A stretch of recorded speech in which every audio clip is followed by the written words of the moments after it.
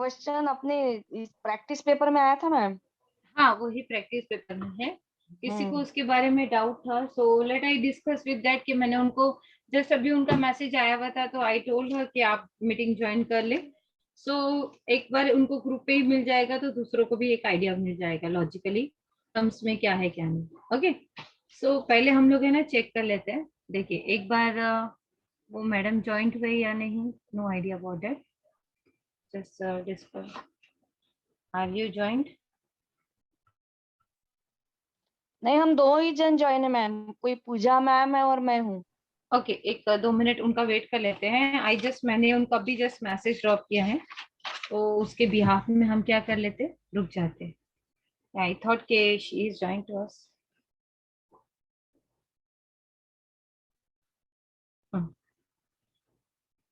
B1 का, B1 का 2001,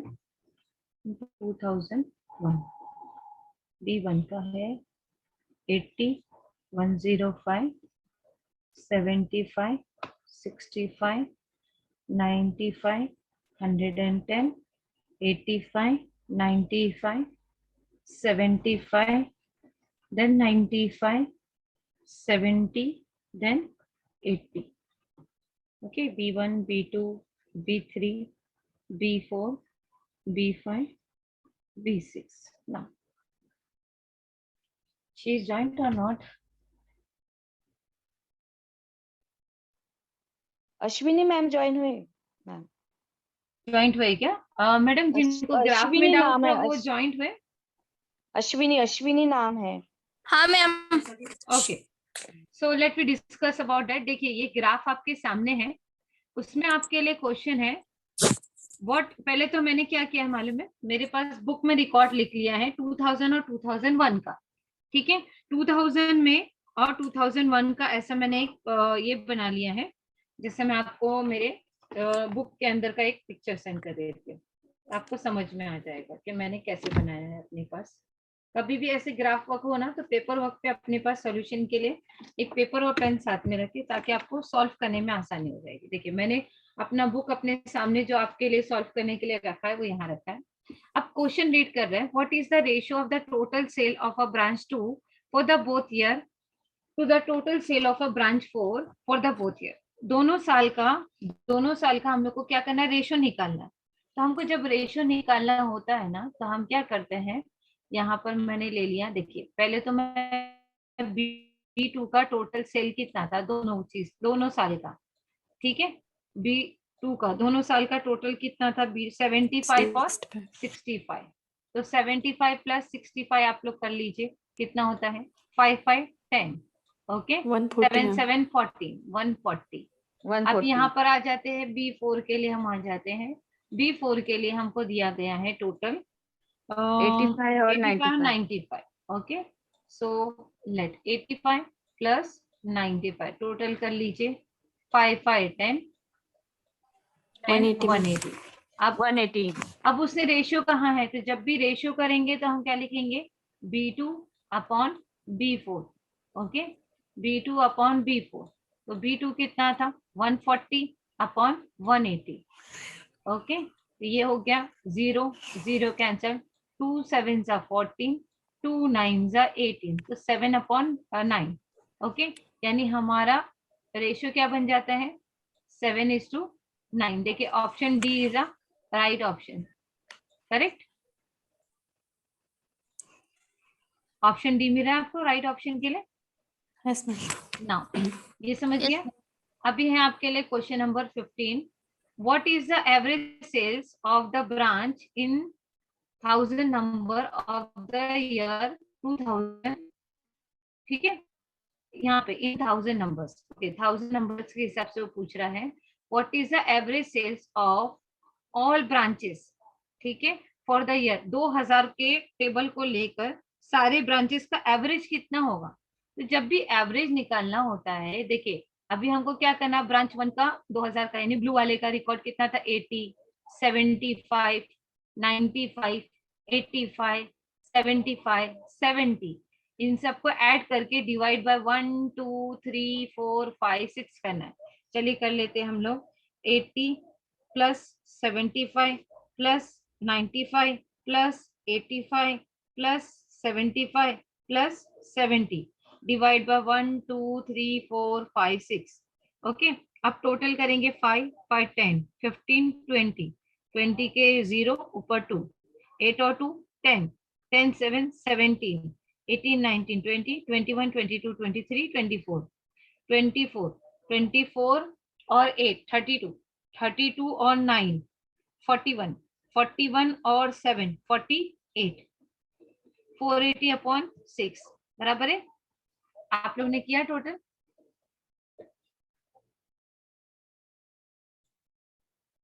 yes madam, आपने टोटल किया। देखिए आपका टोटल 480 आ रहा है क्या? मैडम थोड़ा डबल से बताओ। हाँ मैं बताती हूँ। इरेज, एक मिनट क्लियर कर लेती हूँ, क्लियर ऑल टाइम। ठीक है, अब देखिए मैं वापस से स्क्रीन पे ले लेती हूँ। अब यहाँ पे ले लेंगे, हमको 2000 का रिकॉर्ड लेना है। तो 2000 में देखिए पहला रिकॉर्ड क्या है 80 प्लस क्या लेंगे हम 75 प्लस 95 प्लस 85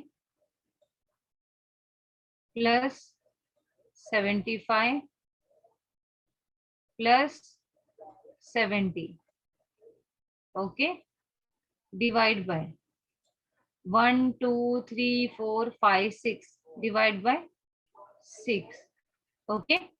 नेक्स्ट उसके बाद अभी मैंने प्लस करना है, तो प्लस करने का सब में इजी बेटर ये है 5 5 10 15 20 20 का 0 और यहाँ पे 2 कैरी फॉरवर्ड 8 और 2 क्या हो गया 10 हो गया। अब इसको 10 को साइड में रख दो। अब देखिए 7 1 जा 7 7 2 जा 14 7 3 जा 21 21 ओके ये 21 ठीक है। 8 8 16 और 1 17 ये 17 टोटल कर ले 7 और 1 8 ओके 6 नहीं ये 1 था 2 3 और 1 4 48 यानी ये हो गया 480 डिवाइड बाय क्या चलेगा 6 6 1 जा 6 6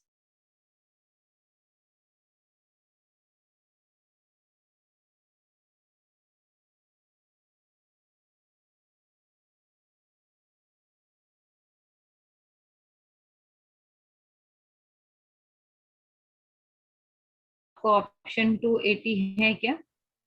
यस है। ऑप्शन बी देखो आपको इसमें क्वेश्चन का ऑप्शन बी 80 ओके। अभी थर्ड क्वेश्चन उसका क्या पूछ रहा है, थर्ड क्वेश्चन पूछ रहा है इस पर। हेलो हाँ वो फर्स्ट वाला नहीं समझ में आया, वो 80 वाला आया। हाँ नाही जो दोन्ही वर्षासाठी शाखा B2च्या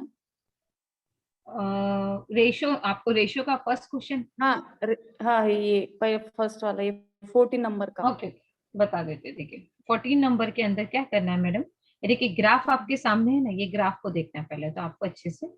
उसके अंदर कौन से साल का पूछ रहा है वो आपको पूछ रहा है वो what is the ratio of the total sale of a branch B2 of the both year of the branch 2, यानी इसके दोनों साल का टोटल और इसके दोनों साल का टोटल लेकर आपको क्या निकाल, रुको जरा एवरेज निकालना है ओके।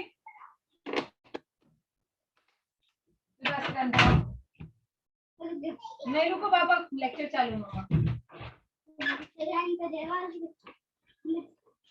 नेक्स्ट तो यहाँ पर B2 का टोटल और आपको क्या लेना है B4 का टोटल लेना है। तो देखिए मैंने यहाँ पे कर लिया B2 अपॉन B4 ओके। तो B2 का टोटल क्या होगा बच्चा, B2 का टोटल होगा 75 प्लस 65 ओके अपॉन यहाँ पर आप क्या करोगे 85 प्लस 95 ओके।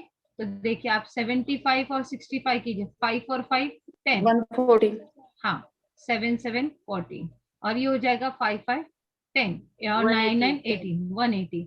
अब ये 0 से 0 क्या हो गया कैंसिल हो गया 2 7 जा 14 2 9 जा 8 ओके। तो आपका आंसर आ जाता है 7:9 आए समझ आणि B2 अपॉन B4 करना है हाँ ना। क्योंकि उसने रेशो पूछे ना, रेशो का देखिए ऑलवेज याद रखे रेशो का मतलब हाँ। कैसा, ये जो रेशो में आंसर आना चाहिए, तो ये रेशो मतलब क्या, डिवाइड होता है। रेशो मतलब क्या, अपॉन में लेना, ठीक है। तो इसको अपॉन में लेना। अगर उसने बोला ना B2:B4 का आंसर क्या होगा, यानी आपको अपॉन में रखना है और यानी दोनों को डिवाइड करना है।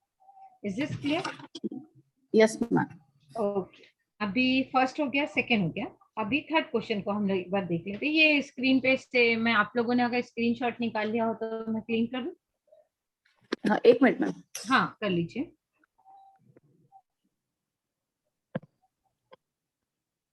हाँ ठीक है मैम। ठीक है, अब हमको सिंपल सा क्वेश्चन पूछा है कि इसके अंदर अभी हम करेंगे total sale of a branch 1। B1 का टोटल सेल लेना है, B3 का टोटल सेल लेना है और B5 का टोटल सेल लेना है, ठीक है। तो B1 का टोटल सेल कितना है, 80 प्लस 105, कितना है, 80 प्लस 105, यानी 5 का 5, 10 और 1 18, 10 और 8 18, सॉरी। फिर उसके बाद B3 का, ये हमने किसका ले लिया, B1 का बोला हुआ था, तो B1 का ले लिया, B1 इक्वल टू, फिर उसने क्या बोला, B3 का टोटल लो। B3 का टोटल कितना है, 95 प्लस 110, 110, ओके। तो 5 205 का 5, 9 और 1 10, 205, 205 ओके। देन हम लोगों को क्या बोला है, B5 का टोटल। तो B5 का टोटल हम क्या ले लेंगे, 75 प्लस 90, 75 प्लस 95, तो 5 5 10, 10 10 7 17, करेक्ट। यस। अब इन तीनों का उससे टोटल पूछा था, हम तीनों इसका टोटल करें। 5 5 क्या हो गया, 10, 8 8 क्या हो गया, 16, और 1 2 3 4 5, 560। आपके ऑप्शन में है 560? यस हाँ, मैम। ऑप्शन डी आंसर हो गया आपका। Clear? Yes ma'am. Yes yes okay, ma'am. So you can, अगर आपको मीटिंग में कंटिन्यू रहना है तो you can continue, because right now हम लोग अभी कॉमर्स की फील्ड से रिलेटेड ले रहे हैं, तो it's depend upon you. Okay ठीक है। Okay, now first of all stop sharing. Okay, पहले तो मुझे स्टॉप शेयरिंग करना है, ये स्टॉप कर देते। ओके ओके, नाउ अभी हम आ जाते हैं हमारे कॉमर्स के बेस पे। तो देखिए, कल हमने कर लिया था, हमारा ऑलमोस्ट हमारा फिनिश हो गया था डबल एंट्री सिस्टम और journalised transactions. Is this clear to everyone कि आपको जर्नलाइज में कोई इशू है या डबल एंट्री में कुछ इशू है? डबल एंट्री हो या जर्नल एंट्री हो, आपको एक चीज याद रखनी है, what comes in, what goes out, debit all expenses and losses, credit all incomes and gain, debit is a receiver, credit is a giver, ऐसा। okay, is this clear? Yes, ma'am. Yes ma'am. आज मैंने आपको notes भी share किए हैं which is related to the first year और the 11th standard FYJC और FY B Com और BA, उसके अंदर यही चीज, सॉरी BA नहीं, बीकॉम, ठीक है।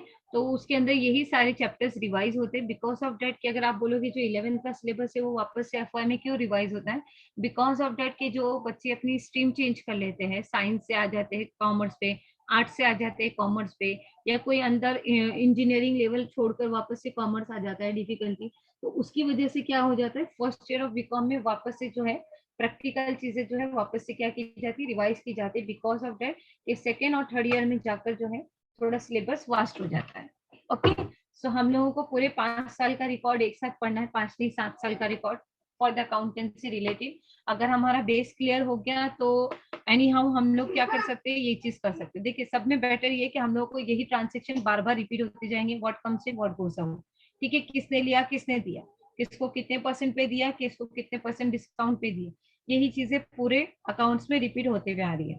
So now let we move ahead. अभी हम क्या कर लेते हैं, जर्नल से अभी थोड़ा सा हम बिल ऑफ एक्सचेंज पर आ जाते हैं, जो मैं आपको कल कराने वाली थी, बट टाइम लिमिट कम होने की वजह से I can not be explain over there. Okay, और मैंने आपको आज नोट शेयर किए हैं, तो ट्राई टू, एक सेकेंड, मैंने ये नहीं किया, पहले मुझे मैम, हाँ बोलिए। वो पाई चार्ट है ना, वो एक बार फिर आज नहीं, आपको जब टाइम मिलेगा तब बताना। कोई इश्यू नहीं है। मैं आप मतलब मुझे है ना पिक सेंड करके रख दीजिए, तो अगर लेक्चर के भी हाफ में अगर अभी टाइम मिल जाएगा तो then we will discuss about that pie chart also, ठीक है? क्योंकि उसका पाई चार्ट का कैलकुलेशन थोड़ा वास्ट होता है ना, तो मैं आपको अच्छे से प्रिपेयर करके, यानी उसकी कैलकुलेशन कैसा है कि मुझे 2 से 3 से ऐसा डीपली अगर मैं आपको अच्छे से बताऊं तो वो ज्यादा बेटर होगा। ओके, तो मैम मैं ऐसा करूंगी क्या, आपका जो अभी नेट सेट का वो सेट का पेपर हो गया था ना, हाँ हाँ हाँ, उसमें भी था तो नहीं समझ में आया था, उससे ज्यादा समझ में आएगा, उसका फोटो वगैरह सेंड करूँ कि आपने जो पढ़ाया था उसका सेंड करूँ? नहीं नहीं, सेट का पेपर आप जो भी मतलब आप कर रहे हो ना, जो भी एग्जाम्पल में आपको डाउट आता है ना वो आप सेंड कीजिए, मैं वो एग्जाम्पल के थ्रू से आपको बता दूंगी। कहीं से भी आप कौन सी भी बुक उठाए, आपको अगर कोई सब में डाउट आ रहा है पूछ ले, मैं बता दूंगी। ओके, ठीक है, फिर नो इशू नो कल इशू। भी। ओके, कल भी क्लास रहेगा हमारा, try to connect your class also over there, because of that कि हमारे पास 1 मंथ है, बट मेरे पास इतना वास्ट टाइम नहीं है कि मैं रेगुलर बेस पे लूँ। तो ऑलमोस्ट मेरा इंट्यूशन ये है कि 2 या 3 लेक्चर में जितना पॉसिबल हो मैं आप लोगों को फिनिश कर दूँ। ओके, ठीक है मैम। सो मैं आपको जो भी है, किसको भी जो भी डाउट्स है ना, अगर मैंने उसके ऊपर वीडियो भी बनाया है ना तो मैं ग्रुप पे सेंड कर दूंगी, सो यू कैन, क्या एवरीवन को मिल जाएगा, ऐसा नहीं हो कि सिर्फ आपको एक को मिलेगा, they those who are needed over there, तो उनको भी मिल जाएगा। Okay okay ma'am. Okay, so let me go ahead. तो यहाँ पर मैंने अभी क्या किया है, बेसिकली ये चीज की है, तो एक्सेल शीट लेना था मुझे।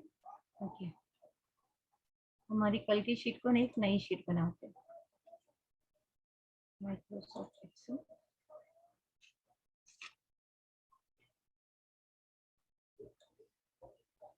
अच्छा, जो भी एक्सप्लेन करना होगा ना मुझे, तो मैं आपको फिर इसके थ्रू से ही करते जाती हूँ, एक्सेल के थ्रू से ही करते जाती हूँ, क्योंकि वो लिखने में थोड़ा इजी हो जाता है ना, टाइपिंग में खाली कैपिटल में लिखते जाओगे, वो स्मॉल कैपिटल आप खुद देख लीजिएगा।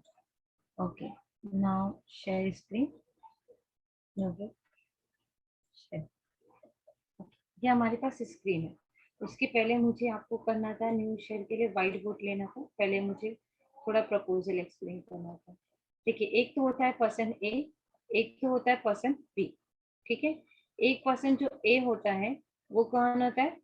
बायर होता है, जैसा हमने कल देखा था। एक तो बायर है, एक कौन है? सेलर है। ओके, एक बायर है और एक सेलर है। बाय क्या करेगा? Who buy the goods. Seller क्या करेगा? Who sold the goods. ठीक है, buying the goods and sell the goods. Now next step is what, कि जब वो बाय कर लेगा और ये सेल कर लेगा, तो ये जो भी ट्रांजेक्शन हो रहे हैं इन बिटवीन द क्रेडिट पर हो रहे हैं, ठीक है?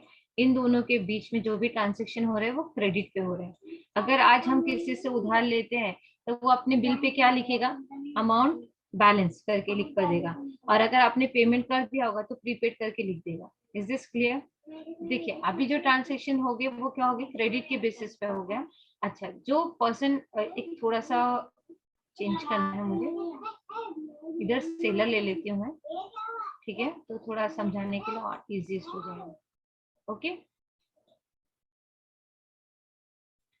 ये है हमारे सेलर, ये है हमारे बायर, क्योंकि इसके एंट्रीज कम होते हैं, उसके एंट्रीज ज्यादा होते हैं, इसीलिए I have to be sure. ठीक है, अब सेलर ने क्या कर दिया है? गुड्स को सोल्ड कर दिया है ना? अगर ये गुड्स को सोल्ड कर देगा तो इसके पास से गुड्स क्या हो जाएंगे? चले जाएंगे, है ना? तो हम क्या लिखेंगे? To goods account. क्या लिखेंगे हम? To goods account. ओके, और अगर ये इसको इसको पैसा मिलना बाकी, किससे मिलना बाकी है, तो क्या लिखेगा? बीज अकाउंट। किससे आना बाकी है? तो बीज अकाउंट क्या लिखेगा? ये बीज अकाउंट डेबिट। क्लियर? समझ रहा है? Hello everyone. हाँ, यस मैम। ओके। अब ये बायर है, अब ये बाय करेगा, इसके पास से तो गुड्स चले गए, इसके पास क्या है? गुड्स आए, तो ये अपने पास क्या लिखेगा? इसके ट्रांजेक्शन में लिखेगा गुड्स कम्स इन, तो ये लिखेगा गुड्स अकाउंट डेबिट। अब इसको क्या करना है? पैसा देना है, तो इसको, ये किसको पैसा देना है? To A's account. ये क्लियर हो गया आपको? अच्छा, अब ये क्रेडिट के बेसिस पे था, तो ये क्या बनाएगा? बिल बनाएगा। ये बिल क्या करेगा, बनाएगा। बिल बना के किसको देगा, इसको देगा। ये चेक करेगा कि अमाउंट है, डेट है, पूछेगा कि कितने मंथ बाद, ये बोलेगा कि मुझे 3 मंथ के बाद पैसा दूं। तो इसने बिल पे लिया, उसका साइन लिया, उसका सिग्नेचर लिया और एक्सेप्ट कर लिया। अब वो 3 महीने का वेट करेगा कि मुझे बिल पैसा 3 महीने के बाद मिलने वाला है। ठीक है, ये ट्रांजेक्शन आपको समझ गए। अब हम आ जाते हैं हमारी एक्सेल शीट पर। ओके, अब हम आएंगे हमारी एक्सेल शीट पर। देखिए, एक पर्सन है ए, तो ए इज अ सेलर। ठीक है, अब हम थोड़ा सा यहाँ पे लिख देते हैं, कंट्रोल सी, ओके, ये इसके और डिलीट। नेक्स्ट, सही है। ये कौन है, B is a buyer. Okay, अब हम पूरी शीट को क्या कर लेते हैं, 14 में कन्वर्ट कर लेते हैं। A is a seller, B is a buyer. ये समझ में आ रहा है आपको ना। अभी इसने क्या पहला से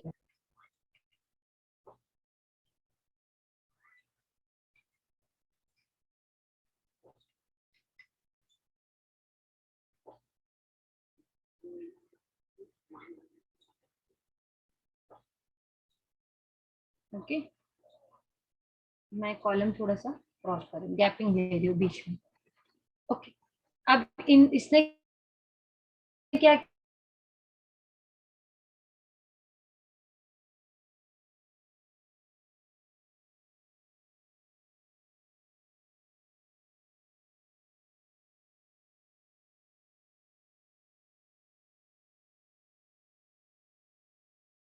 गुड्स अकाउंट, किसको गुड्स बेचा इसने, ए को बेचा। तो ए कॉमा एज अकाउंट, ये क्या करेगा, एज अकाउंट डेबिट। ओके, अच्छा, इसने क्या किया, गुड्स बाय किया, तो इसके पास आ गए गुड्स। तो ये गुड्स अकाउंट क्या लिखेगा, ये गुड्स अकाउंट डेबिट, और ये लिखेगा टू बीज अकाउंट। इसको पैसा किसको देना, सॉरी यहाँ पे लिखना था बीज अकाउंट, बी को पैसा देना है, बी से पैसा लेना है ना इसको, और यहाँ पे लिखना था to A's account. Is this clear? Yes ma'am. Narration अब इसका क्या लिखेंगे, being goods sold on credit. Okay, अब इसका क्या नरेशन लिखेंगे, being goods buy on credit. Okay, being goods buy on credit. Clear हो गया आपका, सिंपल। नेक्स्ट, अब हमारे पास सेकंड कंडीशन है। अब ये कौन बनाएगा, ये क्या करेगा, बिल ड्रॉन एंड एक्सेप्टेड।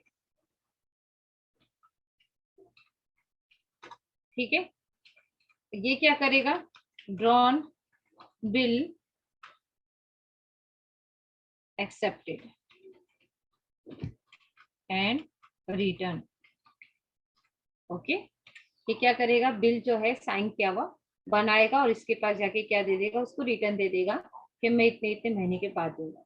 तो जब ये बिल बनाता है तो इसके पास रिटर्न बिल आता है, तो इसे हम कहते हैं बिल रिसीवेबल अकाउंट डेबिट। ठीक है, अच्छा, इसको हम क्या कहते हैं, बिल्स पे करता है, ये पे करने वाला है, तो इसको हम लिखते हैं बिल्स पेएबल अकाउंट। इसको लिखे पेएबल अकाउंट, ये पे करने वाला है, तो ये to bills payable account. Okay, अच्छा, इसको पैसा किससे लेना है, तो ये लिखेगा टू बीस account.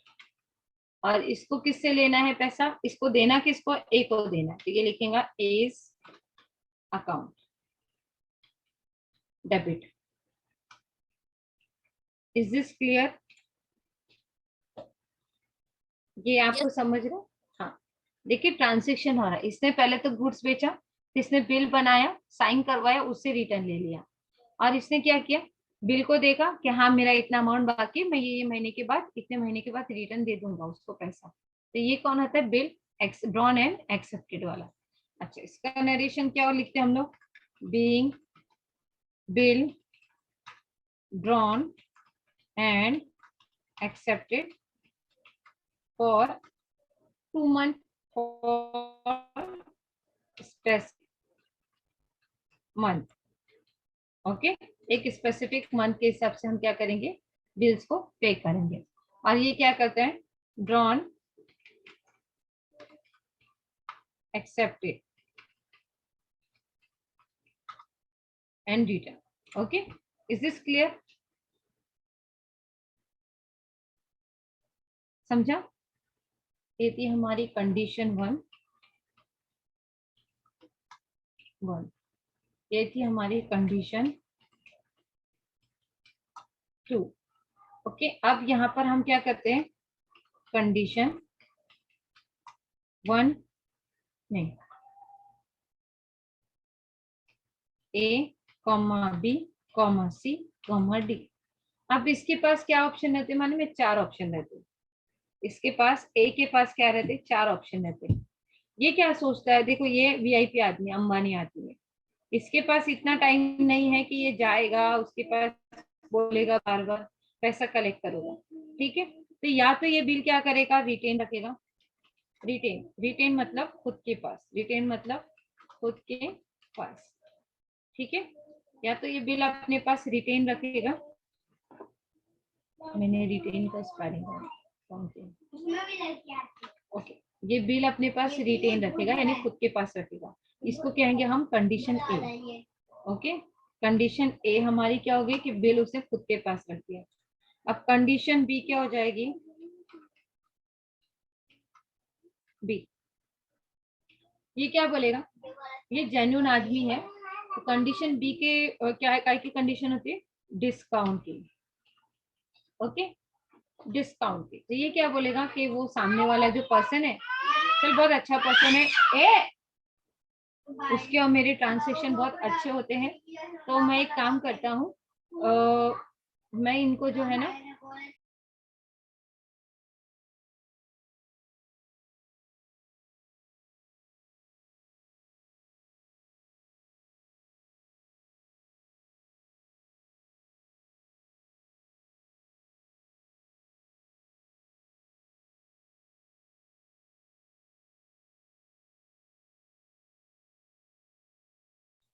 Sorry for the disconnection, discount की। अब इसने क्या बोला, ये सामने से ले रहा है, तो मैं क्या करूंगा, जब वो पेमेंट देने आएगा, जब वो पेमेंट देने आएगा तो मैं उसको एक स्पेसिफिक अमाउंट का डिस्काउंट दूंगा, ठीक है। जैसा हमने कल सीखा था कैश डिस्काउंट के बारे में, तो यही पर्सन जब हमको कैश देने आएगा तब हम क्या करेंगे, डिस्काउंट देंगे। तो जब डिस्काउंट देंगे तो हमारे पास एंट्री क्या हो जाएगी, कैश और स्लैश डाल के लिखेंगे हम, slash bank account debit. Okay, फिर क्या आ जाएगा, डिस्काउंट अकाउंट डेबिट स्पेस 2। किससे लेना है हम लोगों को, बी से पैसा लेना है, तो मैं लिखूंगी बी से, लेकिन काय का पैसा लेना, बिल का पैसा लेना, तो लिखेंगे बिल्स रिसीवेबल अकाउंट, यानी जब वो पैसा देगा, देखो जब बिल बनाया था यानी बिल लेना था, तब हमने बिल रिसीवेबल क्या लिखे थे, डेबिट। अब हमको बिल क्या है, पैसा मिलने वाला है, तो बिल काय का पैसा मिलने वाला है, बिल का पैसा मिलने वाला है, तो इसीलिए बिल रिसीवेबल क्या हो गया, credit. Next, is this clear everyone? Yes, ma'am. Yes, ma'am. अभी देखिए, ये सेकंड कंडीशन होगी, इसका नरेशन आप कैसे लिखोगे, आप लिखोगे being bill discounted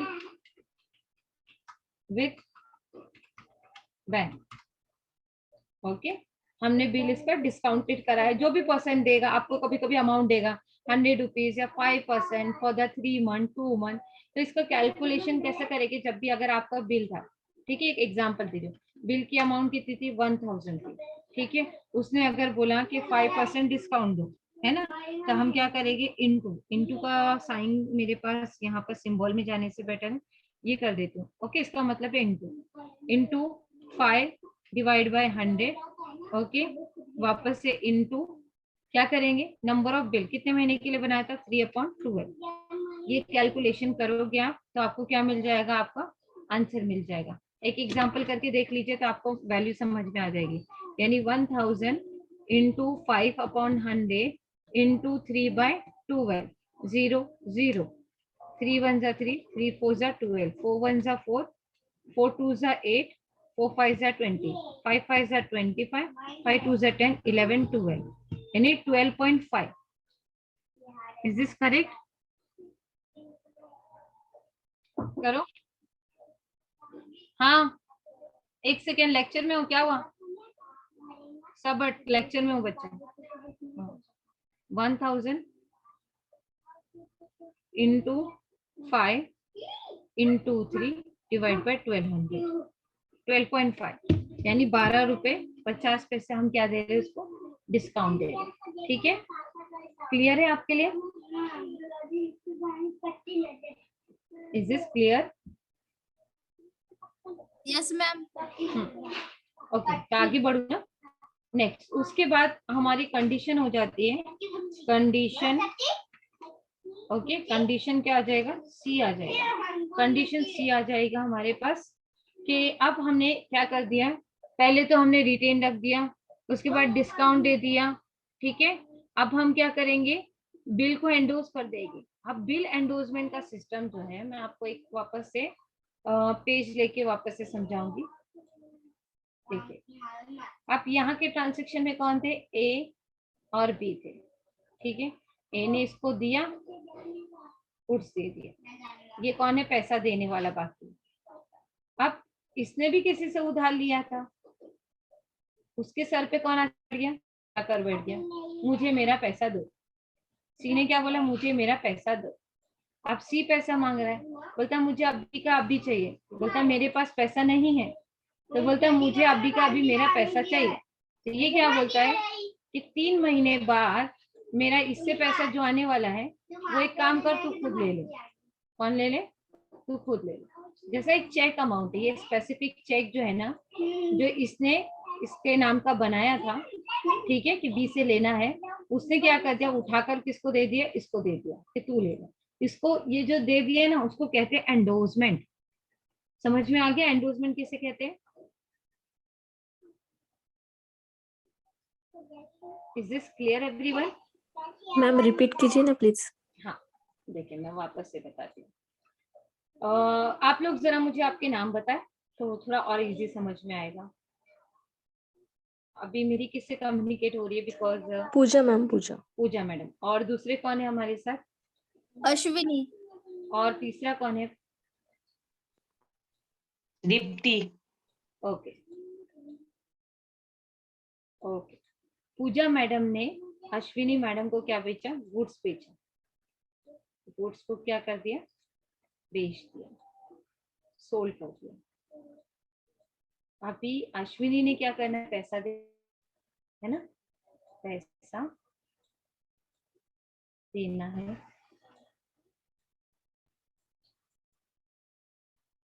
okay okay, Ashwini madam ने क्या है, पैसा देना है।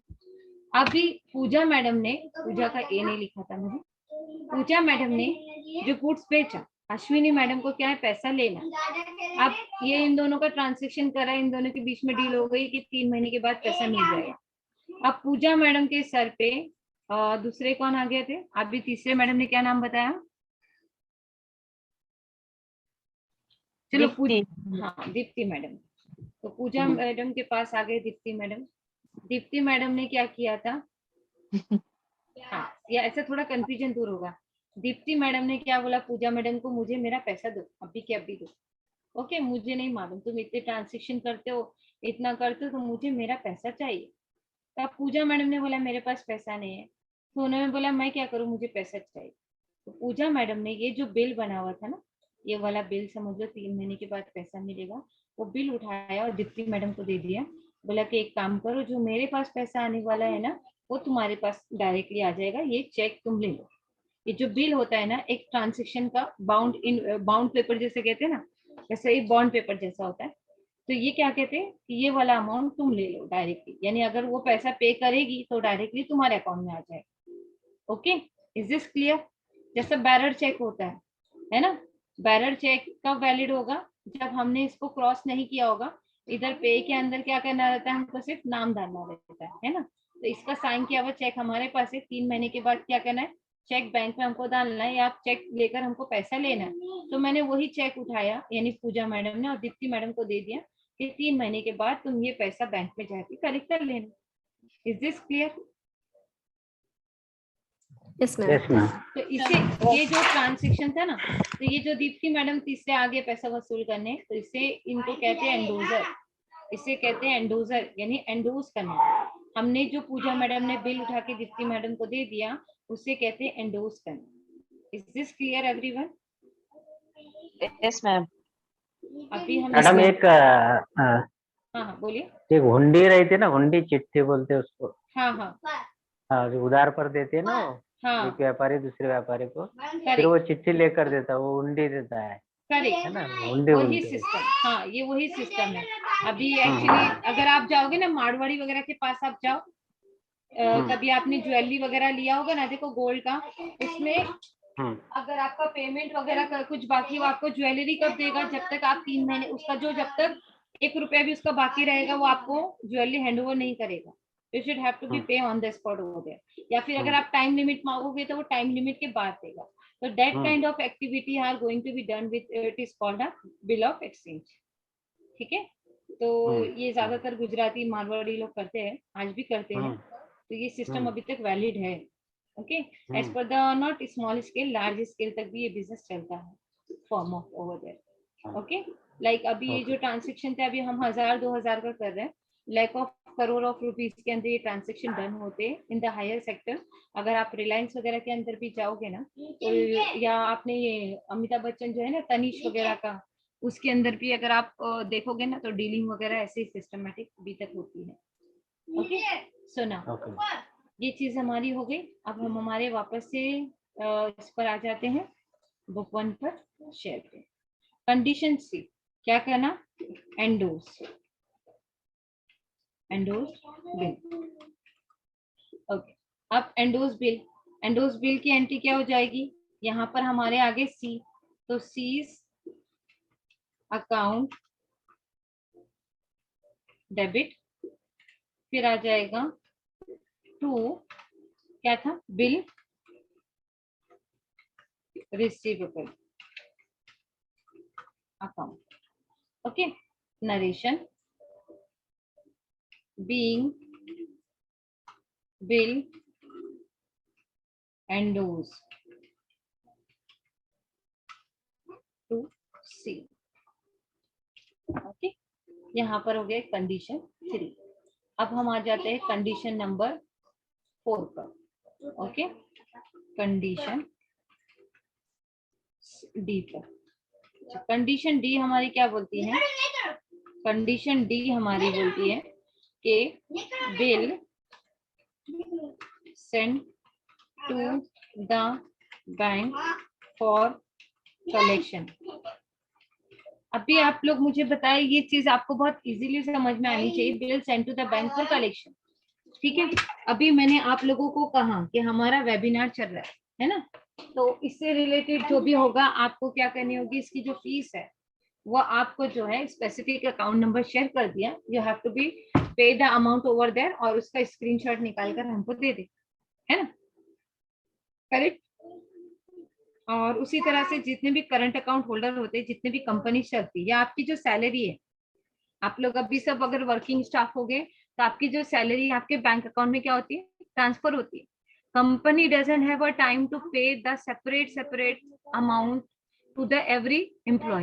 ओके, कंपनी ने क्या कर दिया, बैंक के पास एक डेटा दे दिया कि महीने की 10 तारीख को इनके अकाउंट में इनकी पे क्या होनी चाहिए, चली जानी चाहिए।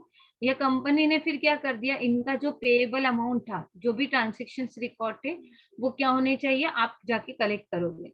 या आपने देखा होगा क्रेडिट कार्ड की पेमेंट के लिए पहले आपके घर पर आते थे पेमेंट, अगर टाइम पे नहीं हो पाता है तो एक रिसीव करने के लिए पर्सन आपके घर पर आता था कि you should have to be pay the amount over there, है ना, correct.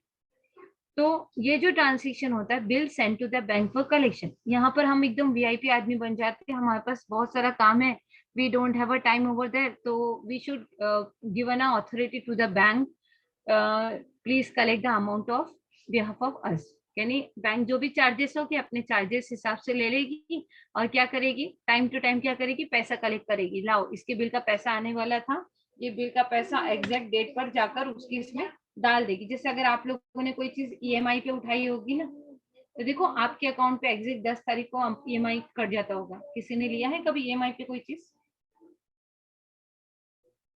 Yes, is anybody? No ma'am. हाँ, तो कभी आप अगर देखिए ईएमआई पे अगर आप कोई चीज उठाते हो तो उसका आपका मंथली इंस्टॉलमेंट हर महीने आपका चला जाता होगा एग्जैक्टली। जैसे ही अगर फीस वगैरह का होगा एग्जैक्टली 10 तारीख को पे कट होगा, तो आपके 10 तारीख को पे क्या होता है, कट हो जाता है ना। जैसे कंपनी जो है पे करने वाली है सैलरी स्टाफ को, तो कंपनी के हर महीने की 10 तारीख को कंपनी के अकाउंट से एक ह्यूज अमाउंट निकल के क्या जाता है, एम्प्लॉय के अकाउंट में ट्रांसफर हो जाता है। तो that kind of thing we are going to be forward bill send to the bank for collection. यहाँ पर ए के पास बहुत सारे बिल थे कलेक्ट करने के लिए, उसने किसको अथॉरिटी दे दिया, बैंक को दे दिया। तो हम एंट्री क्या लिखते हैं उसकी, bill send to the bank for collection account debit to bills receivable account. Okay, ये हो गया। एक मिनट,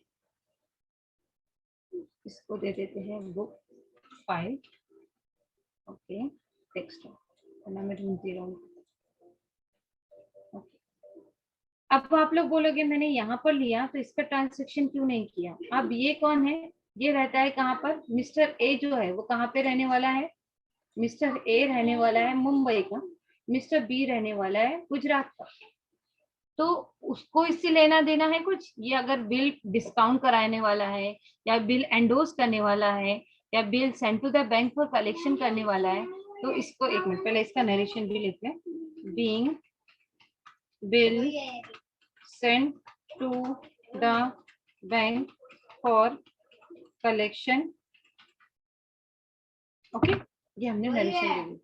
तो इससे इसका क्या होता है, कोई लेना देना नहीं होता। तो यहाँ पर ये चारों के लिए क्या हो जाता है, इसके अंदर नो एंट्री। कभी कभी हमको कंफ्यूज करने के लिए पूछ लेता है, ठीक है, कि इसकी एंट्री क्या होगी। तो हम क्या सोचते हैं कि इसकी एंट्री जब ये डेबिट में था तो ये क्रेडिट में हो जाएगा, तो ये एंट्री। तो ऑलवेज रिमेंबर दैट ये पर्सन ए अगर ड्रॉवर कोई भी बिहाफ ऑफ द, यानी उसको बिल का ओनर है, वो चाहे तो कुछ भी कर सकता है, वो बिल चाहे तो हमको पे करने जाएंगे तब डिस्काउंट देगा। तो ये इसने अज्यूम करके बना के रखा है कि मैं जब पे करने आएगा तो डिस्काउंट दूंगा, या अभी ऑन द स्पॉट पे करने आए, नहीं, ये कब आएगा, 3 महीने के बाद आएगा। 3 महीने के बाद जब आएगा तब मैं उसको क्या दूंगा, डिस्काउंट दूंगा। इसने क्या करा, उसको पैसा किसी और को देना बाकी था, उसने क्या कर दिया, एंडोर्स कर दिया। तो इससे उसका कुछ लेना देना है नहीं, ये अपने टाइम पे पेमेंट पे करेगा, उसको अपने टाइम पे उसका पेमेंट मिल जाएगा। फोर्थ, ये क्या करेगा, बैंक में पैसा दे देगा कि तुम, बैंक को अथॉरिटी दे देगा कि जमा करो, इससे उसको कुछ लेना देना है। इसका काम है टाइम पे करना, इसको इन कंडीशन से कुछ लेना देना नहीं है। तो ये चारों कंडीशन में इसका रोल क्या होगा, 0। Is this clear?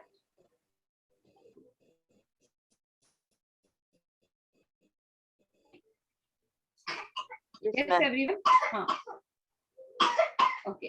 नाउ अब हमने ये क्या किया था, एक कंडीशन। अच्छा, ये कंडीशन इतने लोग ईमानदार नहीं होते, डिसऑनर ट्रांजैक्शन। अब डिसऑनर ट्रांजैक्शन जो हो गए, क्या होते हैं डिसऑनर ट्रांजैक्शन, यानी टाइम पे पैसा पे नहीं किया, ठीक है। अब डिसऑनर्ड की ट्रांजेक्शन के अंदर भी कंडीशन क्या हो जाएगी, ABCD हो जाएगी। क्यों ABCD हो जाएगी? हो सकता है कि अगर सामने वाले बंदे ने जो है बिल अपने पास रखा होगा, तो अगर वो बिल का पैसा टाइम पे नहीं मिला तो क्या एंट्री आएगी? सामने वाले पर्सन ने अगर वही पैसा डिस्काउंट करवाने के लिए दिया था, वो बिल के पैसा अगर हमको नहीं मिलेगा तो एंट्री क्या आएगी? सामने वाले ने बिल अगर एंडोर्स किया है तो उसकी एंट्री क्या होगी? सामने वाले ने अगर bill send to the bank for collection दिया और पैसा नहीं मिला तो एंट्री क्या होगी? तो ये चारों ट्रांजेक्शन के रिकॉर्ड के लिए हमारी क्या हो जाती है, कंडीशन ABCD। तो ठीक है, अब हम कंडीशन A को फॉलो करते हुए आते हैं। तो कंडीशन A को फॉलो करते आएंगे तो पहले हमने क्या रखा था, बिल अपने पास रखा था। तो बिल अपने पास रखा था तो बिल की एंट्री क्या थी, bill receivable account debit to B's account था, है ना। तो जब डिसऑनर्ड हो जाएगा यानी उसके opposite entry, always remember that dishonoured होगा तो उसके अपोजिट एंट्री हो जाएगी। Is this clear? समझ रहे हैं आपको? Yes ma'am. अब एंट्री कैसे होगी, देखो जब बिल बनाया था तो एंट्री क्या थी, bill receivable account to B's account. अब उसकी अपोजिट एंट्री क्या हो जाएगी, तो पैसा किससे लेना है वापस से हमको, बी से लेना है, तो बीज अकाउंट डेबिट और क्या करना है हमको, to bill receivable.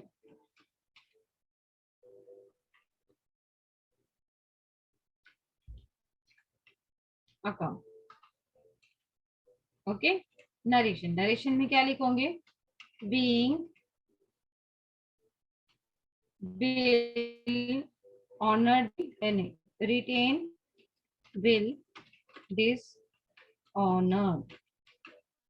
Is this clear everyone? Yes ma'am. अभी देखिए ये थी कंडीशन 1। ये कौन सी कंडीशन 1 में हमने क्या लिखे थे, रिटेन, रिटेन के बारे में लिखे थे। कंडीशन बी के बारे में, कंडीशन बी में हमने क्या कर दिए थे, डिस्काउंट दे दिए थे, ठीक है ना, डिस्काउंट दे देते। तो ऑलवेज रिमेंबर दैट डिस्काउंट जब भी होगा तो अभी उसके अपोजिट एंट्री क्या होगी, देखो ये डिस्काउंट के दोनों इफेक्ट का, यानी पैसा किससे लेना हमको, बी से लेना, ठीक है। अच्छा डिस्काउंट करवाया था तो किससे करवाया था, बैंक में दिया था हमने कि डिस्काउंट जब भी पैसा आएगा तो उसको डिस्काउंटेड फिगर करके अमाउंट रिसीव कर लेना। तो ऑलवेज रिमेंबर दैट डिस्काउंट और bill send to the bank, जब भी इसके अपोजिट ट्रांजेक्शन मारते हैं तो बिल रिसीवेबल की जगह पे हम क्या लिखेंगे, बैंक लिखेंगे। क्या लिखेंगे, बैंक, ओके। यानी 20 से पैसा लेना है, 20, एक मिनट, 20 अकाउंट डेबिट और लिखेंगे हम to bank account. Is this clear? Narration में देंगे being discounted bill dishonored. Okay, clear everyone? Now ये डिस्काउंट बिल की कंडीशन हो गई, ओके। अच्छा इसके अंदर इसकी इफेक्ट आती जाएगी, बाद में हम देखेंगे क्या इफेक्ट आते जाएगी क्या नहीं जाएगी, ओके। नेक्स्ट इसके अंदर सिर्फ एक ही ट्रांजेक्शन, ये चारों कंडीशन में इसको क्या करना है, पेमेंट करना है। तो इसके डिस्काउंट के इसमें चाहे बिल रिटेन वाला बिल हो, चाहे बिल डिस्काउंट वाला हो, चाहे बिल रिसीवेबल हो, उसको इन कंडीशन से लेना देना नहीं। इसको पैसा किसको देना है, एज अकाउंट को देना है ना। जो हमने इसकी एंट्री बनाई थी इसकी अपोजिट एंट्री क्या हो जाएगी, एज टू बिल्स पेएबल। तो हम इसका क्या बनाएंगे, बिल्स पेएबल अकाउंट डेबिट और क्या आ जाएगा, टू सॉरी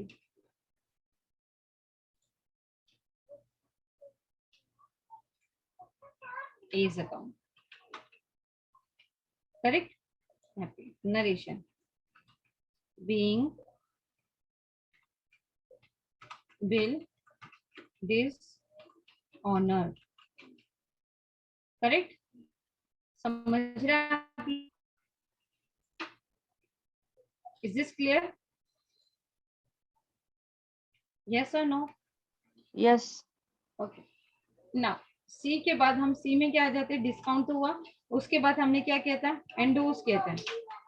अब एंडोर्स किया तो हमको पैसा किससे लेना है, बी से लेना है। तो बी से तो लेना है 20 अकाउंट डेबिट तो होगा, और पैसे यहाँ पर किसको देना है? अभी यहाँ हमारे पास तो नहीं आएगा पैसा, और ना हमारे पास बैंक में जाके मतलब मालूम पड़ेगा। ये पैसा किससे मालूम पड़ेगा? दीप्ति जी से मालूम पड़ेगा, यानी टू सीज अकाउंट। हमको अभी देना वापस से किसको बच गया है? सी को देना बच गया है, तो सी हमारा क्या हो गया? वापस से credit account. A narration being will being endorsed will dishonored. Okay, being, just hold on. Being endorsed with dishonored. Is this clear?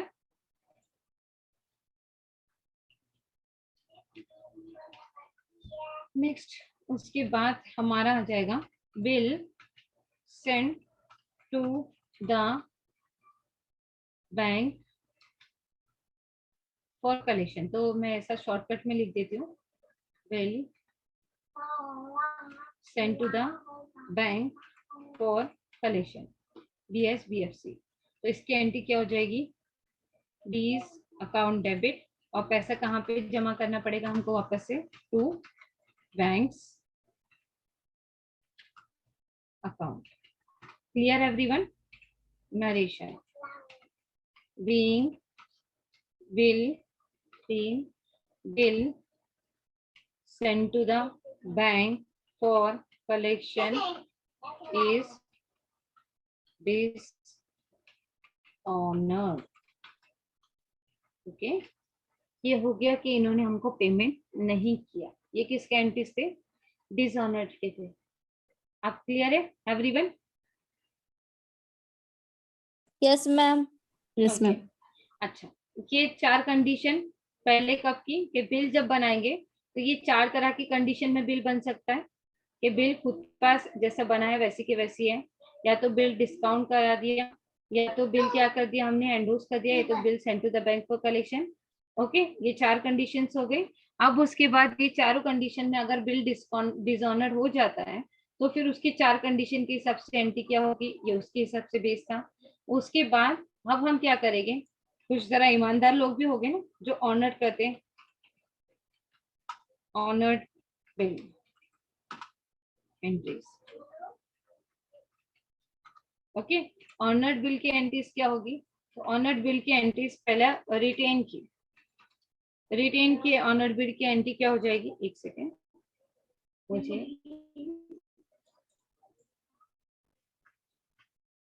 Okay, honoured bill की एंट्री। तो ऑनर्ड बिल की एंट्री देखो, बिल बनाया था तब एंट्री क्या थी? Bill बनाया तो किससे पैसा ले? बिल बनाया था, बिल का पैसा लेना है, किससे लेना है? बी से लेना है, तब पैसा मिल गया हमको। ठीक है, तो ऑनर्ड बिल की एंट्री क्या होगी? कैश बैंक अकाउंट पे पैसा मिल रहा है, काय का पैसा मिल रहा है? तो to bills receivable. Okay, receivable account. Okay, narration being bill honored, simple and sweet sir. Bill honoured मतलब पैसा मिल गया। ओके, नेक्स्ट उसके बाद ट्रांजेक्शन क्या होता है हमारा? नेक्स्ट उसके बाद कंडीशन ए हो गई, कंडीशन बी डिस्काउंट की। तो डिस्काउंट में कराओगे तो पैसा मिल जाएगा, तो हमारे पास एंट्री पैसा आ रहा है हमारे को। तो पैसा हमारे कहाँ से आ रहा है? बैंक में आ रहा है, तो बैंक अकाउंट क्या हो रहा है हमारा? डेबिट। ओके, नहीं तो यहाँ पर बिल रिसीवेबल, सॉरी, पहले हमारे को आ जाएगा पैसा मिल रहा है हमारे को। ठीक है, तो पैसा जब भी मिलता है what comes in what goes out. ठीक है, तो बैंक में पैसा आ रहा है तो bank account debit, bank account debit. कैसा पैसा मिल रहा है? तो हमको बिल का पैसा मिल रहा है, तो हमने लिख दिया to bills receivable account. Okay, narration being bill discounted honored, the honored bill, the discounted bill honored, बस ये से नरेशन। फिर सी कंडीशन हमारी क्या हो जाएगी, एंडोजमेंट की। ओके, तो एंडोजमेंट का देखो पैसा आया और गया, इसमें हमारे पास क्या आएगी, नो एंट्री आएगी। इश्क दी गली विच नो एंट्री। क्यों नो एंट्री? क्योंकि बी ने पैसा देना था, अश्विनी जी ने पैसा देना था, और पैसा किसको मिलेगा, अभी दीप्ति को मिलेगा डायरेक्टली, है ना। पैसा किसको मिलेगा, पूजा जी का इसमें कोई लेना देना है नहीं है, क्योंकि अश्विनी मैडम ने जो पैसा लेना था हमको, पूजा मैडम को अश्विनी मैडम से जो पैसा लेना था, वो पैसा डायरेक्टली किसको मिल जाएगा टाइम पर, दीप्ति जी को मिल जाएगा। तो पैसा लेने वाला कौन है, दीप्ति जी, पैसा देने वाला कौन है, अश्विनी जी। पूजा जी का इसमें कुछ रोल है नहीं है, तो पूजा जी इसको क्या हो गई, भाग गई यहाँ से। Simple, clear everyone? Yes, ma'am. Yes, ma'am. Now अभी हमारी होगी entry D. Okay, entry D. अब bill send to the bank for collection, same वही बैंक अकाउंट डेबिट, उसके बाद क्या जाएगा, टू बिल रिसीव। ओके, हमको पैसा मिल रहा है, काय का पैसा मिल रहा है, जो बिल का पैसा था वो हमको मिल रहा है। Narration being bill sent to the bank for collection is honored. Is this clear? अच्छा, अब हम क्या करेंगे, अब ये चारों कंडीशन में इसको इस कंडीशन देना था क्या, नहीं देना था। इसका काम क्या था, टाइम पे पैसा देना, तो ये क्या कर रहा है, पैसा दे रहा है, तो ये हो गया बिल्स पेएबल अकाउंट। आते पहिला म्हणा पप्पाला फोन कर म्हणा, जायचं आहे तर। बिल्स पेएबल अकाउंट डेबिट, और आ जाएगा टू। सरळ राहणार आहे, तसं नको करू ना। मैडम प्लीज माइक म्यूट कीजिए। Sorry hello, sorry. या bills payable account debit to, ये किसको देने वाली है, एस को, तो एस अकाउंट। ओके, नरेशन ये क्या लिखेगा, बीइंग बिल ऑनर्ड, चाहे कोई भी कंडीशन हो, कंडीशन 1, कंडीशन 2, कंडीशन 3, कंडीशन 4, इसका काम क्या है, बिल का पैसा देना, किसको देना, ए को देना। ठीक है, तो ये क्या करेगा, ए को देगा। Okay, is this correct everyone?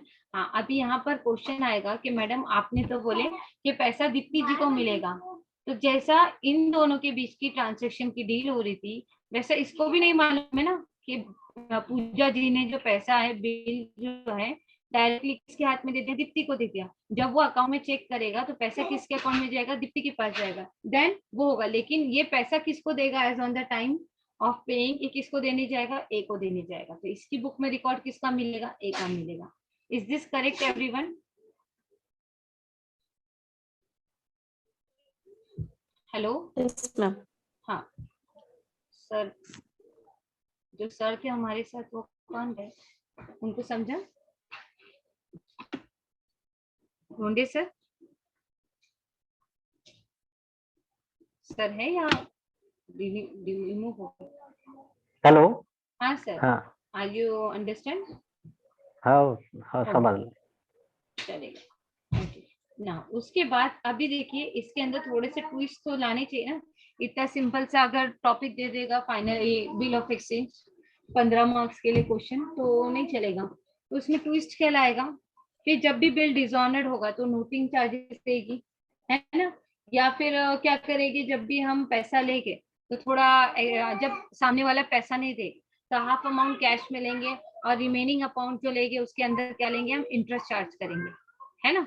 थोड़ा सा क्या करेंगे, ट्विस्ट यहाँ पर ये आ जाता है। बाकी ये सारी चीजें एंट्रीज का रिकॉर्ड होता है, तो अब हम यहाँ पे करेंगे इफ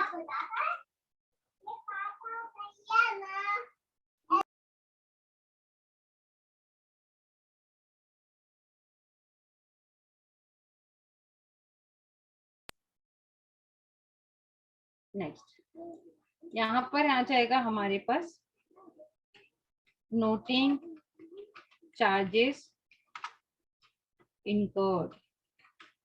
देखिए नोटिंग चार्जेस इनकर्ड क्यों होगी, या तो हमने बिल डिस्काउंट के लिए दिया होगा, या तो बिल हमने क्या किया होगा, बैंक फॉर द कलेक्शन को दिया होगा। तब क्या हो जाएगा, जब सामने वाला पैसा नहीं पे करेगा तो हमारे को जो है बैंक चार्ज करेगी 100 रुपीज, 50 रुपीज, 30 रुपीज, ठीक है, क्रेडिट हमारे इसमें से कट करेगी। तो वो जो 30 रुपए या 50 रुपए, 100 रुपए, अभी 1% का अगर ट्रांजेक्शन होता है तो हम इग्नोर करते हैं, लेकिन अगर ऐसे हमारे 10-12 कस्टमर हो गए तो डिसऑनर करेंगे, टाइम पे पेमेंट नहीं करेंगे, तो हम क्या करेंगे, उनको जो नोटिंग चार्जेस है उसके साथ हम क्या करेंगे, इन्फॉर्म करेंगे।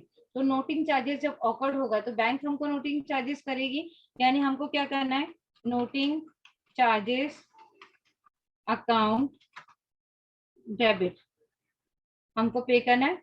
और तो हम ये नोटिंग चार्जेस किससे लेंगे, हम लेने का तो बाद में 20 से लेंगे, लेकिन पहले हमको पे करना है टू बैंक अकाउंट, है ना, ये लेना है।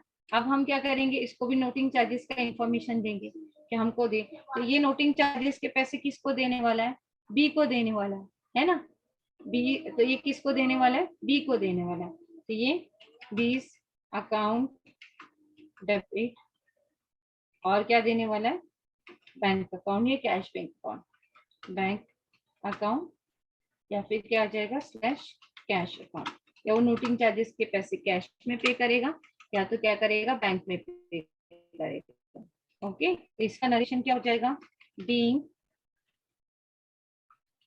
नोटिंग चार्जेस इनकर्ड, और यहाँ पर आ जाएगा narration being noting charges paid.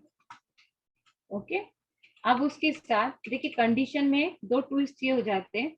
अभी मैंने आपको एग्जांपल दिया था कि 10,000 का बिल, सामने वाला टाइम पे 10,000 पे नहीं कर पाए, ठीक है, तो 5,000 रुपये वो क्या बोल रहे हैं कि अभी एक काम करो, मेरे पास वो अप्रोच करने के लिए आ गया कि आपका जो बिल है मैं टाइम पे नहीं कर सकता हूँ, आप कंडीशन ये ले लो कि 5,000 का बिल अभी ले लो या 3,000 रुपये अभी ले लो, और मुझे दूसरे अमाउंट के लिए क्या दे दो, लिमिट दे दो। कितने दे दो, लिमिट दे दो। तो ठीक है, तो 5,000 रुपये हमने क्या कर दिया, ले लिया, और 5,000 रुपये की हमने क्या बना दी, लिमिट बना दी। ओके, तो ये जो 5,000 रुपये हम क्या करेंगे, बाद में लेने वाले हैं। ओके, तो ये 5,000 रुपये जो बाद में लेने वाले हैं, तो पहले तो हम पहले हाफ अमाउंट रिसीव कर रहे हैं, तो पहले उसकी एंट्री क्या आएगी, half amount receive. Half amount receive की एंट्री क्या आ जाएगी, पैसा ले रहे हैं तो कैश बैंक अकाउंट डेबिट, किससे पैसा ले रहे हैं हम, टू 20 अकाउंट, 20 से ले रहे, narration being half amount received.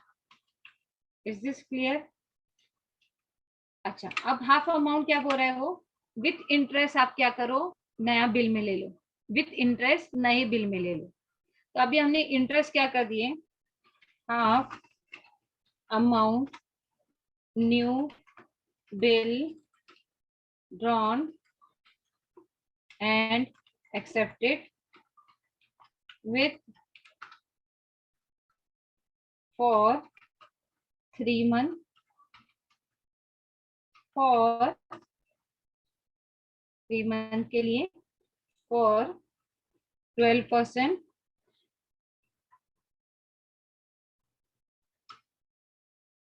month for with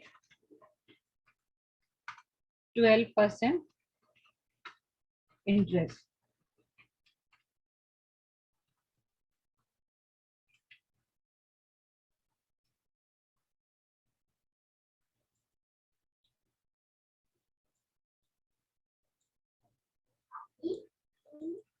For 3 months interest. Is this clear? इसकी एंट्री क्या होगी, तो जब इसकी एंट्री होगी तो पहले हम क्या करेंगे, कैलकुलेट इंटरेस्ट, पहले कैलकुलेट क्या करेंगे, इंटरेस्ट की एंट्री। ठीक है, तो इंटरेस्ट कैलकुलेशन कैसा हो जाएगा, आपका 5,000 था। ओके, अच्छा, न्यू बिल के ना कितने मंथ के लिए बना रहे हम, 3 मंथ के लिए बना रहे, तो 3/12। ओके, फिर हम अमाउंट कितना दे रहे, 12/100 इंटरेस्ट अमाउंट। आप कैलकुलेट कर लीजिए 5,000 के ऊपर 3/12 इंटू 12/100, तो 12 से 12 क्या हो जाएगा कैंसिल, 2 0 2 0 कैंसिल, 3 0 3 5 15, यानी इंटरेस्ट अमाउंट हमारा हो जाएगा 150 रुपीज।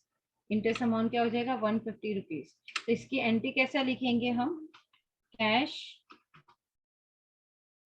बैंक अकाउंट, है ना, हमारे पास आएगा कैश में पैसा आएगा, कैश बैंक अकाउंट डेबिट, और किस में आएगा पैसे, कहाँ से आ रहा है, तो टू इंटरेस्ट अकाउंट।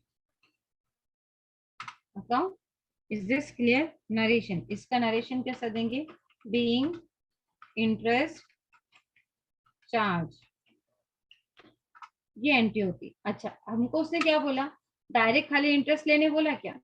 अगर उसने डायरेक्ट बोला होता इंटरेस्ट अलग लो, हाफ अमाउंट कैश लो, तो ये अलग होता। अब उसने बोला कि new bill drawn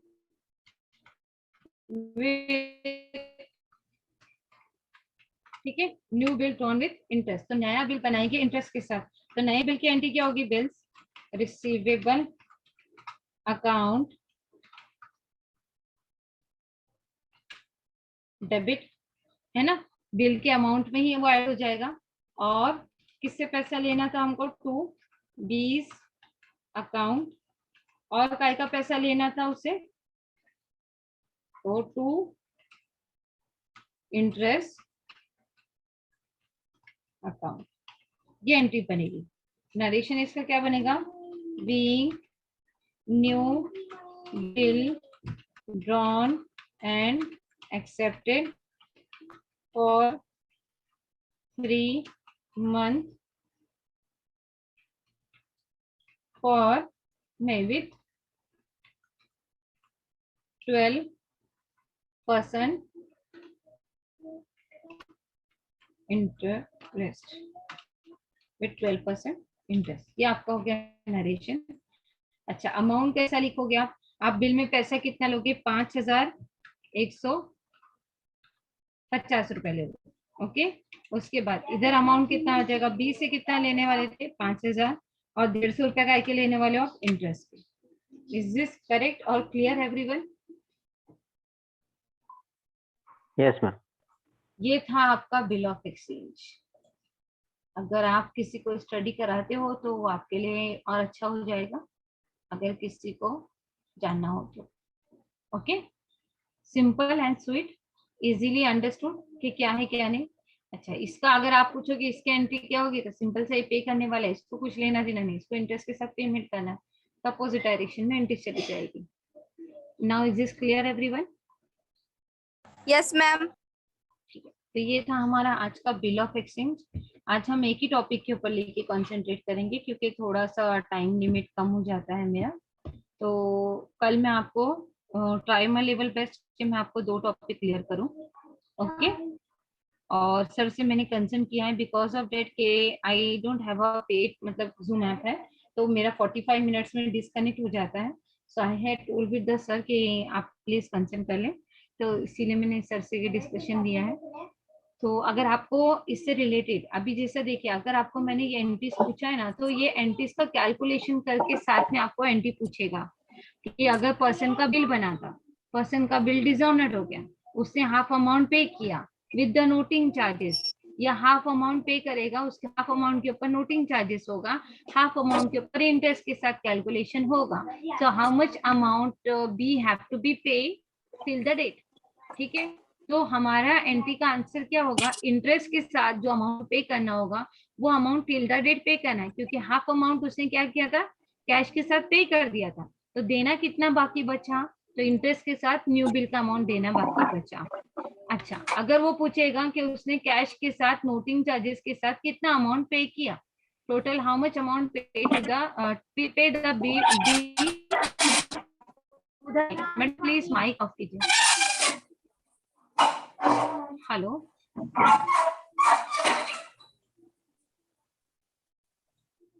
okay. So क्या करना है हम लोगों को कि उसके अंदर यह चीज याद रखनी है कि हमको नोटिंग चार्जेस के साथ कैश का कितना अमाउंट पे करना पड़ा वो याद रखना है। Now is this clear to everyone? Yes ma'am. Now any doubt? No ma'am. हाँ, आज जो मैडम मैंने डिस्काउंट बोलिए डिस्काउंट वो बिल पे नहीं होने से वो डिस्काउंट देगा कि नहीं? जब नहीं, अभी जब अगर वो अमाउंट टाइम पे करेगा तो वो डिस्काउंट देगा, और अगर अमाउंट नहीं पे करेगा तो वो डिस्काउंट नहीं देगा, है ना। मतलब देखो, डिसऑनर के दो इफेक्ट हो जाते हैं, या तो वो सामने से आके अप्रोच कर लेगा कि मुझे मैं टाइम पे पैसा पे नहीं करता हूँ, तो जब वो सामने वाला बोलेगा कि मैं पे नहीं करता हूँ, तो ऑब्वियसली आप डिस्काउंट नहीं दोगे। और अगर वो टाइम पर पैसा पे कर ही नहीं रहा है, तो ऑब्वियसली उसका डिस्काउंट तो क्या है, डिस्कनेक्ट ही हो गया, आप उसका डिस्काउंट नहीं होगा। अगर वो टाइम देगा तभी उसका डिस्काउंट क्या होगा, वैलिड होगा। Okay okay. आज जो मैंने किया था वो मेरी डॉक्टर राइटिंग के साथ बने हुए नोट्स थे।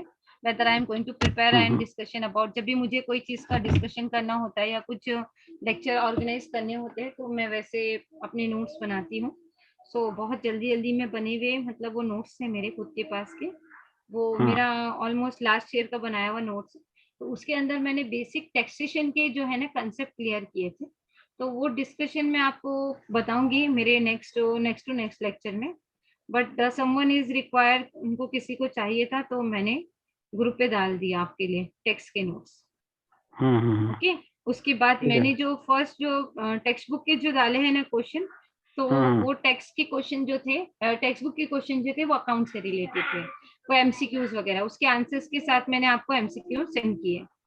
ओके अच्छा, टेक्स्ट के अंदर आप चेक कर लीजिएगा कि असिस्टमेंट ईयर का क्या है। अच्छा, मैंने आपको एक चीज और शो करनी थी कि मैंने आप लोगों को ये भी भेजा है नोट्स के अंदर, अंडर सेक्शन अकाउंट के बेस पर जो सेक्शन होते हैं वो कौन कौन से इंपॉर्टेंट होते हैं, क्या इंपॉर्टेंट होते हैं, ठीक है। तो वो भी आप जरा ध्यान दीजिए, और वो आपको लर्न होनी चाहिए सेक्शंस अकाउंट्स के बिहाफ में।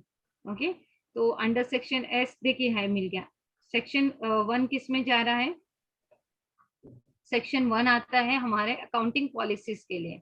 वैल्यूएशन ऑफ इन्वेंटरी यानी स्टॉक का कैलकुलेशन किस में जाता है, अंडर सेक्शन 2 में जाता है। कैश फ्लो का स्टेटमेंट का कैश फ्लो यानी कैश कितना आया कितना गया, उसका रिकॉर्ड किस में जाता है, सेक्शन 3 में जाता है। डेप्रिसिएशन किस में जाता है, 4 में नहीं, डेप्रिसिएशन 6 में जाता है। ओके ऑलवेज रिमेंबर डेट कि डेप्रिसिएशन का रिकॉर्ड किस में जाता है, 6 में जाता है। अकाउंट 4 मेरे ख्याल से इन्वेस्टमेंट के बेस पर होता है, but whether the requirement of the FY and both the first year students the record उसके बेस पर दिया हुआ था। तो मेरे पास सारे as per the graduation mode के बेस पर जो नोट्स है उसके अंदर पूरे सेक्शन 1 के साथ। देखिए आपने ग्रेजुएशन में TY BCom में या TY मतलब जो भी आप आगे बैफ में या BMS वगैरह जो में BME वगैरह में होंगे, तो उसके अंदर आपको डायरेक्टली दिया होगा फाइनल अकाउंट के, देखो शेड्यूल्स बनाने होते हैं, शेड्यूल 1 शेड्यूल 2 शेड्यूल 3, है ना, किया होगा। ऑलमोस्ट पोस्ट ग्रेजुएशन में भी शेड्यूल वाइज फाइनल अकाउंट था, अगर किसी ने किया है तो, कि हर एक का शेड्यूल बनाकर आपको करना, वो लेडजर के बेस पर था। तो आज हमने अकाउंट जर्नल एंट्रीज के बेस पर ये सारी चीजें कर ली हैं। कल हम एक लेडजर के बेस पर लेंगे, उसके बाद मैं आपको डेप्रिसिएशन बता दूंगी, लेडजर और डेप्रिसिएशन। उसके बाद हम थोड़ा सा एक टॉपिक जो है टैक्स को लेकर आगे बढ़ेंगे, और एक ऑडिटिंग और इसको कॉस्टिंग को लेकर आगे बढ़ेंगे। यानी मोस्ट ऑफली 3 या 4 लेक्चर्स आपको मेरे साथ अटेंड करने पड़ेगी। Okay everyone. मैडम ये कॉमर्स में ये है क्या, अकाउंट और मैनेजमेंट यानी कॉमर्स एंड बिजनेस मैनेजमेंट ऐसा सब्जेक्ट है ना वो? हाँ हाँ हाँ, और अकाउंट भी उसमें आता है ना? हाँ वही सब चीजें उसी में आती है। सिर्फ कॉमर्स है ना, कॉमर्स के अंदर अकाउंट्स आता है, बिजनेस मैनेजमेंट आता है, इकोनॉमिक्स आता है, ऑडिटिंग आता है, कॉस्टिंग आता है, और अकाउंट्स के अंदर 3 पार्ट्स होते हैं, वो तीनों पार्ट्स आते हैं, टैक्सेशन आता है। यानी ऑलमोस्ट 7 के जो है 7 कॉमर्स के जो है 7 टॉपिक्स होते हैं। टोटल जो है 7 टॉपिक्स जो होते हैं कॉमर्स के अंदर हमको डिस्कशन करने के लिए। अब 7 टॉपिक में से अगर आप कोई भी 4 टॉपिक अपने माइंड में क्लियर कर लेते हो, तो आपके लिए नेट का एग्जाम हो, सेट का एग्जाम हो, या फिर कोई भी पेट एग्जामिनेशन हो, आप इजीली उसको कवर कर सकते हैं। तो ज्यादातर देखिए हमने जो है ग्राफ वगैरह जो अगर हमने किया है, तो हम कॉस्टिंग का कंसेप्ट अच्छे, सॉरी इकोनॉमिक का कंसेप्ट अच्छे से कर सकते हैं, कि डिमांड एंड सप्लाई एनालिसिस का कर सकते हैं। But as per my lecture मैं ट्राई करूंगी कि जो डिमांड और सप्लाई से elasticity of demand, elasticity of supply और डिटर्मिनेशन ऑफ अ सप्लाई, उसके जो कंसेप्ट्स है, जो मोस्ट इम्पोर्टेंट यानी सप्लाई की वजह से सप्लाई का इफेक्ट किस पे पड़ता है, डिमांड से पड़ता है कि नहीं पड़ता है, प्राइस से पड़ता है कि नहीं पड़ता है। तो ये एक ग्राफ के ऊपर जो है हम जितना भी वास्ट लिखना चाहे लिख सकते हैं, इकोनॉमिक्स का ऐसा सिलेबस रहता है।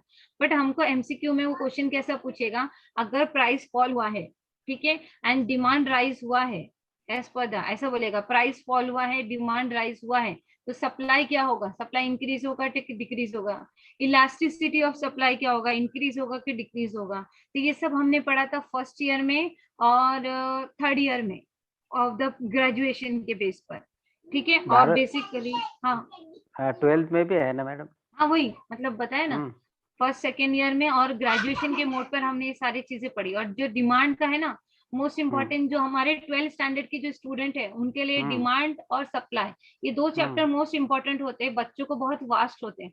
तो मेरे पास बेसिकली इजी सा एक कंसेप्ट है, अगर आपको वो कंसेप्ट समझ में आ गया तो अगर आपकी स्टूडेंट हो तो आप उनको भी बेसिक नॉलेज दे सकते हो, क्योंकि as per the 12th standard के जब इकोनॉमिक्स का जब पेपर स्टूडेंट्स लिखते हैं तो मेजोरिटी ऑफ स्टूडेंट जो है वो ब्लैंक हो जाते हैं, क्योंकि वास्ट उन्होंने स्टडी किया होता है at the time of the written work.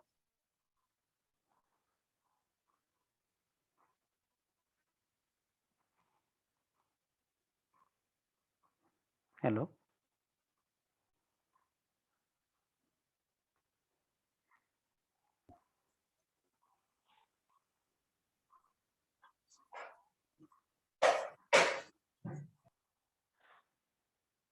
Hello,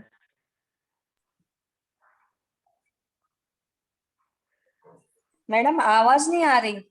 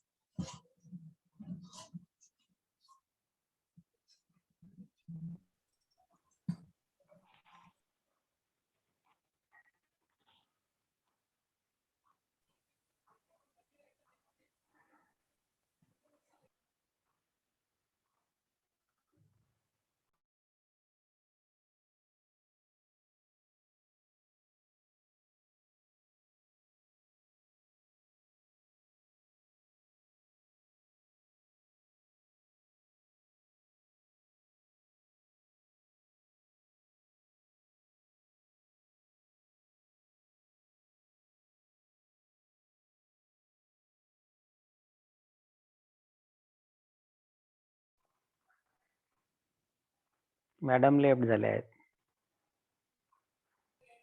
live करायची का मी मीटिंग आता आपण? हो, काही हरकत नाही. आता मॅडमचा वेळ संपला असेल बहुतेक तर. बहुतेक हा काहीतरी त्या म्हणे ना की उद्या बघू मग. 45 मिनिट्स चालतं माझं म्हणून. हो, हा हो. त्याच्यामुळे डिस्कनेक्ट झालं असेल. ढोणे उद्या सर बघू. तुम्ही अकोल्याला असता का? हो, कुठल्या कॉलेजला आहे अकोल्याला आहे. तुम्ही? मी इथून तांदळीला आहे, म्हणजे इथून 25 किलोमीटर आहे. अकोल्याला अच्छा राहणं अच्छा आहे माझं. अच्छा अच्छा ज्युनियर कॉलेजला आहात का? ज्युनियर कॉलेजला. ठीक आहे सर. मी माझा एक LRT ला आहे. LRT ला आहे का? हा कॉमर्स कॉलेजला. हो का? आपले त्या डवरे मॅडम असतील ना? नाही मी कविता LRT ला आमच्या डवरे नाही आहे कोणी. हे असतील ना, आपल्या कविता काय आहे ते त्यांचं हे? बोके बोके. बोके. हा बरोबर आहे. हा फ्रेंडच आहे माझी. हो काय? हो बर सोबतच बर असतो बर. आम्ही. हो ना, हो ना. मग तुमच्या कॉलेजमध्ये तर आलो, तुम्ही ते इलेक्शनच्या वेळेस ते हे होते ना, बोर्डे सर उभे होते तेव्हा. अच्छा अच्छा अच्छा हो. आलं. ताना तर मॅडमचा ते काहीतरी कॉल येतोय सर. बर बर बर, ठीक बोलून आहे. घ्या ना मग. हो. हो नाही सगळ्यांनाच येतोय आपला काहीतरी ग्रुप कॉल आहे. हो काय? बर बर.